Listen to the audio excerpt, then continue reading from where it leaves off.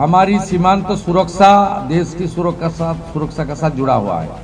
पूरा के पूरा जमीन एमएचए को ट्रांसफर करेगा, बीएसएफ फेंसिंग पूरा कर देगा। जो पीछे सरकार था जिनको जनता ने फुल्ली रिजेक्ट कर दिया, ये बड़ा मैंडेट बीजेपी को दिया। ये सरकार केवल तुष्टीकरण, परिवारवाद, इंस्टीट्यूशनल करप्शन, महिला का ऊपर अत्याचार, गवर्नेंस को खत्म नहीं किया, देश की कॉन्स्टिट्यूशन को भी चैलेंज कर दिया। ಪಶ್ಚಿಮ ಬಂಗಾಳದಲ್ಲಿ ಹೊಸ ಸರ್ಕಾರ ಅಧಿಕಾರಕ್ಕೆ ಬಂದ ಮೇಲೆ ಮೊದಲ ಸಚಿವ ಸಂಪುಟ ಸಭೆಯಲ್ಲೇ ಗಡಿ ಭದ್ರತೆಗೆ ಸಂಬಂಧಪಟ್ಟ ಮಹತ್ವದ ನಿರ್ಧಾರ ಕೈಗೊಳ್ಳಲಾಗಿದೆ. ಮುಖ್ಯಮಂತ್ರಿ ಸುವೇಂದು ಅಧಿಕಾರಿ ನೇತೃತ್ವದಲ್ಲಿ ನಡೆದ ಮೊದಲ ಸಚಿವ ಸಂಪುಟ ಸಭೆಯಲ್ಲಿ ಭಾರತ ಬಾಂಗ್ಲಾದೇಶ ಗಡಿ ಪ್ರದೇಶದಲ್ಲಿ ಫೆನ್ಸಿಂಗ್ ಕಾರ್ಯಕ್ಕೆ ಗಡಿ ಭದ್ರತಾ ಪಡೆಗೆ ಭೂಮಿ ಹಸ್ತಾಂತರಿಸುವುದಕ್ಕೆ ಅನುಮೋದನೆ ಕೊಡಲಾಗಿದೆ. ಇದರ ಬಗ್ಗೆ ಮಾತನಾಡಿದ ಸಿಎಂ ಸುವೇಂದು ಅಧಿಕಾರಿ, ಅಂತಾರಾಷ್ಟ್ರೀಯ ಗಡಿಯಲ್ಲಿ ಬೇಲಿ ನಿರ್ಮಾಣಕ್ಕೆ ಸುಮಾರು 105 ಎಕರೆ ಭೂಮಿಯನ್ನು ಕೇಂದ್ರಕ್ಕೆ ವರ್ಗಾಯಿಸುವುದಕ್ಕೆ ಒಪ್ಪಿಗೆ ಕೊಡಲಾಗಿದ್ದು, ಈ ಪ್ರಕ್ರಿಯೆ ಮೇ 11ರಿಂದ ಶುರುವಾಗಿ 45 ದಿನಗಳಲ್ಲಿ ಕಂಪ್ಲೀಟ್ ಆಗುತ್ತೆ ಅಂತ ಹೇಳಿದರು. ಗಡಿ ಪ್ರದೇಶದಲ್ಲಿ ಅಕ್ರಮ ನುಸುಳುಕೋರರ ತಡೆ ಹಾಗೂ ರಾಷ್ಟ್ರೀಯ ಭದ್ರತಾ ದೃಷ್ಟಿಯಿಂದ ಈ ಕ್ರಮ ಅತ್ಯಂತ ಅಗತ್ಯ ಅಂತ ಹೇಳಿದರು.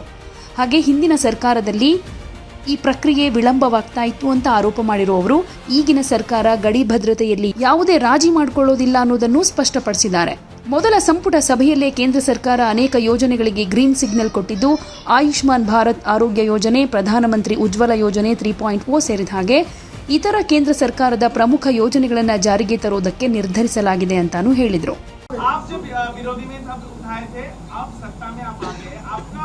सिंगल डायरेक्टिव क्या होगा एडमिनिस्ट्रेटिव हेल्थ के लिए ताकि रेस्टोर हो पाए राज्य का लॉ एंड ऑर्डर, और बीएसएफ वाला भी अब जो दे रहे हैं वो थोड़ा।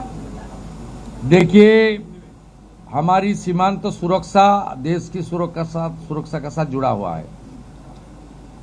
ये भारतीय जनता पार्टी का चुनाव में बहुत बड़ा कमिटमेंट था, देश हित में, बंगाल का हित में। इसलिए आज पहले कैबिनेट में हम लोग बीएसएफ को लैंड ट्रांसफर करने का डिसीजन ले लिया है। लैंड डिपार्टमेंट जो लैंड उनका पास है, उन्होंने लैंड डिपार्टमेंट ने बहुत सारा एक्सरसाइज भी करके रखा है। वो लैंड ट्रांसफर आज से शुरू होगा और पूरा के पूरा लैंड माननीय गृह मंत्री जी ने जिस तरीके से बताया था, ऑनरेबल प्राइम मिनिस्टर ने जिस तरीके से उनका गाइडेंस हम लोग को मिला, उनका इंस्ट्रक्शन मिला, पहले कैबिनेट ये आने वाला 45 डेज के अंदर पूरा के पूरा जमीन एमएचए को ट्रांसफर करेगा, बीएसएफ फेंसिंग पूरा कर देगा और इलीगल इन्फिल्ट्रेटर्स का जो हमारी प्रॉब्लम चल रहा है ये भी कुछ दिन के अंदर रिजॉल्व हो जाएगा। ये डिसीजन कैबिनेट ने लिया है।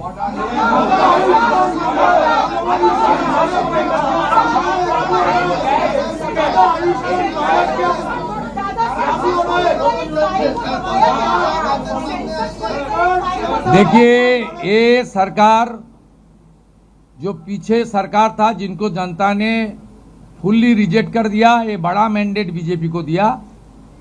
ये सरकार केवल तुष्टीकरण, परिवारवाद, इंस्टीट्यूशनल करप्शन, महिला का ऊपर अत्याचार, गवर्नेंस को खत्म नहीं किया, देश की कॉन्स्टिट्यूशन को भी चैलेंज कर दिया।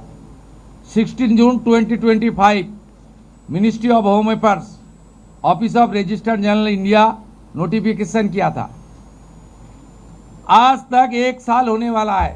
ऑनरेबल होम सेक्रेटरी का खत है, इसके ऊपर बहुत सारा ऑफिसर का नोट है जो हमारी गवर्नमेंट का सीक्रेट पेपर्स है। ये लोग सेंसस को रोक के रखा था।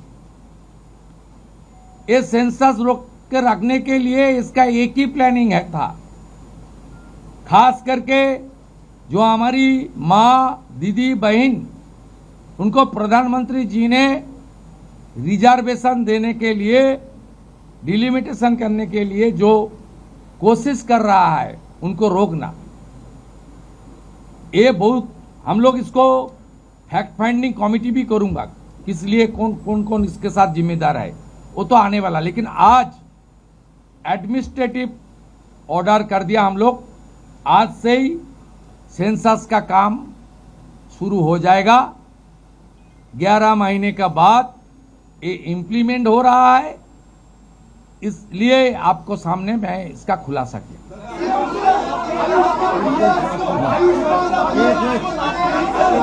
दाड़न बोलो।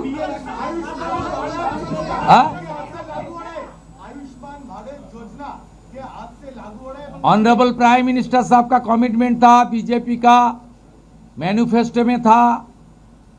आयुष्मान भारत कैबिनेट ने मंजूरी दे दिया है। बाकी हेल्थ डिपार्टमेंट, सेंट्रल गवर्नमेंट का हेल्थ डिपार्टमेंट के साथ एग्रीमेंट और दूसरे तरीके जो प्रक्रिया करना चाहिए वो प्रक्रिया आज से शुरू हो जाएगी।